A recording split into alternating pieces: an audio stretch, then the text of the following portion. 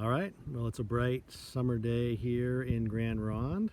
We're down by the Sweat Lodge with Perri McDaniel, who's one of the 5 candidates running for Tribal Council this year.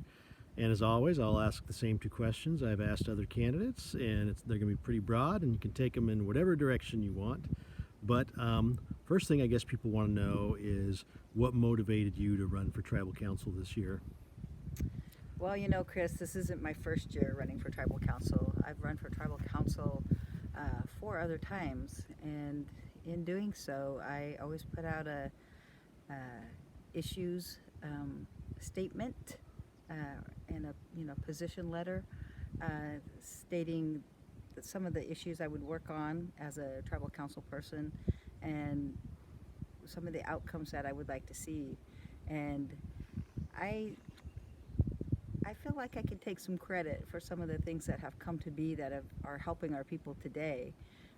One of the things I proposed was rental assistance for college students, and I fully support that because that helps our people to become more self-sufficient. It's a way to support people that are already working on becoming self-sufficient, and that's our mission statement. So I think there's nothing more important than that. Let's pursue our mission to the best of our ability.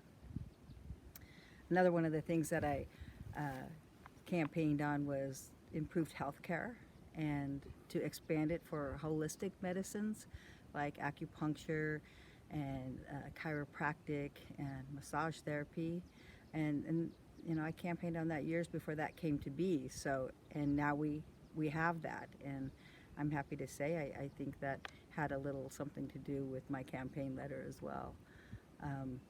And another big one that I mentioned and campaigned on since the days of when I worked for the Tribe Small Business Development Department was to create a tarot office for equal employment for all of our tribal members. And along with the tarot office, I also suggested that we make being a tribal member the #1 preference in hiring, because it used to be that wasn't the case. It used to be that just being a tribal member had the equal weight as being a parent of a tribal member, being a veteran, even being a member of any federally recognized tribe. All those played the same role in giving preference to tribal members in employment here with the tribe or at the casino. But now, being a tribal member is the #1 priority and preference in hiring. So again, I think that's something that came out when I was campaigning one of the years prior, and I'm happy to say that has been implemented. So I like to think that I have a lot of good ideas and things that will help our tribal members, and it's evident through my past campaigns and a lot of the things that were implemented. So I think just being on Tribal Council, these things could happen, get implemented a lot quicker, a lot sooner, to help improve the lives of all of our tribal members. So in that vein, what would be some of your goals if you were elected? Well, currently, one of the biggest issues I see is enrollment, and that we need to fix that. We need to fix the issues with enrollment and make sure that every descendant that has the blood quantum and meets all the other minimum qualifications gets enrolled and becomes a rightful member. That's one of the first things. Another issue I see that is paramount these days is housing. With all the fires we had last fall, so many people were displaced from their homes, end up homeless, and even our own tribal members. And I think that we can do a lot more to help our tribal members in housing.